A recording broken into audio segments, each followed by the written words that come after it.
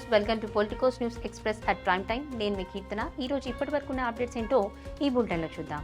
అంబేద్కర్ విదేశీ విద్య దీవెనను మళ్లీ ప్రారంభిస్తామని ఏపీ సీఎం చంద్రబాబు అన్నారు. గుంటూరు జిల్లా తాడికొండ మండలం పొన్నెకల్లులో ఆయన పర్యటించారు. రెసిడెన్షియల్ స్కూల్లో మెరుగైన భోజనం, నాణ్యమైన విద్యను అందిస్తున్నామని తెలిపారు. తెలంగాణ కాంగ్రెస్ ఎమ్మెల్యే ప్రేమ్ సాగర్ రావు కీలక వ్యాఖ్యలు చేశారు. రాష్ట్ర మంత్రివర్గ విస్తరణ చేపట్టాలని అధిష్టానం నిర్ణయించిన తరుణంలో తన గొంతు కోసేందుకు ఓ కుటుంబం ప్రయత్నిస్తోందని వ్యాఖ్యానించారు. గొంతు కోస్తే ఊరుకోబోనని, తిప్పికొట్టేందుకే సిద్ధంగా ఉన్నానన్నారు. తెలంగాణలో 3 రోజుల పాటు తేలికపాటి నుంచి మోస్తారు వర్షాలు కురిసే అవకాశం ఉందని వాతావరణ శాఖ తెలిపింది. గంటకు 30 నుంచి 40 కిలోమీటర్ల వేగంతో ఈదురుగాలులు వీచే అవకాశం ఉందని హెచ్చరించింది. అటు రాగల 3 రోజుల గరిష్ట ఉష్ణోగ్రతలు కొన్ని జిల్లాల్లో క్రమేపీ 2 నుంచి 3 డిగ్రీలు పెరిగే అవకాశం ఉందని వెల్లడించింది. సీఎం రేవంత్ రెడ్డి అధ్యక్షతన మంగళవారం సీఎల్పీ సమావేశం జరగనుంది. ఈ సమావేశంలో 4 ముఖ్య అంశాలపై ప్రధానంగా చర్చించే అవకాశం ఉందని తెలుస్తోంది. నాని హీరోగా సైలెస్ కొలన్ దర్శకత్వంలో వస్తున్న హిట్ ఫ్రీ సినిమా ట్రైలర్ విడుదల కార్యక్రమం వైజాగ్ లో వేడుకగా జరిగింది. ఈ కార్యక్రమంలో నాని పాల్గొని అభిమానులతో ముచ్చటించారు.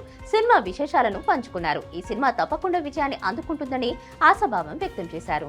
ఎస్సీ వర్గీకరణ జీవోను తెలంగాణ ప్రభుత్వం విడుదల చేసింది. దీంతో రాష్ట్రంలో నేటి నుంచి ఎస్సీ వర్గీకరణ అమల్లోకి వచ్చింది. ఈ నెల 8న ఎస్సీ వర్గీకరణ బిల్లును గవర్నర్ ఆమోదించగా నేడు గెజెట్ నోటిఫికేషన్ విడుదల చేశారు. వక్ఫ్ సవరణ చట్టానికి వ్యతిరేకంగా కాంగ్రెస్ చేస్తున్న నిరసనలపై ప్రధాని నరేంద్ర మోడీ మండిపడ్డారు. కాంగ్రెస్ అధికారంలో ఉన్న సమయంలో వక్ఫ్ రూల్ ను తమ స్వార్థానికి మార్చేసిందని ఆరోపించారు. అధికారం కోసం పవిత్రమైన రాజ్యాంగాన్ని ఆయుధంలా వాడుకుంటూ ఓటు బ్యాంకు వైరస్ ను వ్యాప్తి చేసిందని విమర్శించారు. బెల్జియంలో వజ్రాల వ్యాపారి మోహల్ చోక్సీ అరెస్ట్ అవ్వగా అతన్ని భారత్ కు రప్పించేందుకు ప్రయత్నాలు జరుగుతున్నాయి. చట్టపరమైన అన్ని మార్గాలను కేంద్ర ప్రభుత్వం అన్వేషిస్తుందని సమాచారం. భారత్ కు అప్పగించాలని బెల్జియంను ఇదివరకే అభ్యర్థించినట్టు తెలిసింది. బెల్జియంలో వజ్రాల వ్యాపారి మోహల్ చోక్సీ అరెస్ట్ కావడంపై కేంద్ర మంత్రి పంకజ్ చౌదరి స్పందించారు. విదేశాలకు పారిపోయిన వారిని పట్టుకొస్తామని ప్రధాని మోడీ వాగ్దానం చేశారని, ఆ హామీని నెరవేరుస్తున్నామని తెలిపారు. త్వరలోనే ఆయనను భారత్ కు తీసుకువస్తామన్నారు. వరుసగా 5 రోజులుగా దూసుకెళ్తున్న పసిడి ధరలకు బ్రేక్ పడింది. దేశంలో బంగారం ధరలు నేడు కాస్త దిగివచ్చాయి. స్వల్పంగా 150 నుంచి 160 మేర తగ్గుదల నమోదైంది.